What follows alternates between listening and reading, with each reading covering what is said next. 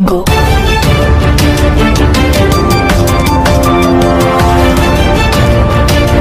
बर्तमान बड़ खबर पाणीपाग को नहीं बड़ सूचना नुआ अपडेट चाषी मुंडरे चढ़क बिलरे पड़ी धान आसुची बड़ वर्षा जानिबा केउ सब जिला कौन रही डिटेल्स इनफॉरमेशन ता पूर्व वीडियो को लाइक करंतु जदि पारुचंती आपनकर सांग साथी मानकु वीडियोटी को शेयर करनियतु जदि फ्रेंड्स आपण माने हमर ई चैनल ले नुआ ही वीडियो देखुचंते पूर्वरु केबे भी सब्सक्राइब करनाती तबे निहाती चैनल को सब्सक्राइब करा सहित पाखरे आस्तुवा बेल आइकन को बजे रखतांतु एबे चासी माने धान कटारे व्यस्त रहिता बेले किछि चासी धान काटी बिलरे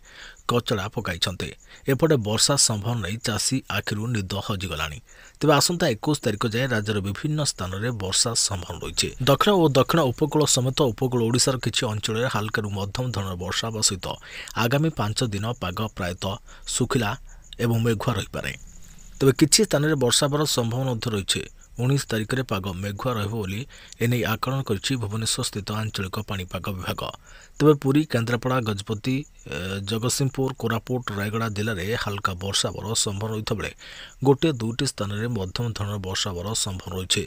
सेपरी उपकूल ओडिशार किछि अंचल में वर्षा होवार संभावना रही अभ्यंतरण जिला गुड़िक हाल्का मध्यम धरण वर्षा होवार पाणीपाग विभाग आकलन करे तेज 21 तारिख में हाल्का अत्यंत हाल्का वर्षा होवार संभावना रही किछि स्थान में प्रबल वर्षी पारे तेज पाग मेघुआ थी गोटे दुईटी स्थान में कुहुड़ी देखा पाणीपाग विभाग पूर्वानुमान करे तेज शीत भितर वर्षा भय 21 तारिख जाए यह स्थान में काछुव वर्षा तेज गत किछि दिन हेब ओडिशार शीतर लहरी जारी रहिता बेले बर्तमान किछि स्थान में वर्षार संभावना रही आसंता 21 तारिख जाए राज्यर विभिन्न स्थान में वर्षार संभावना रही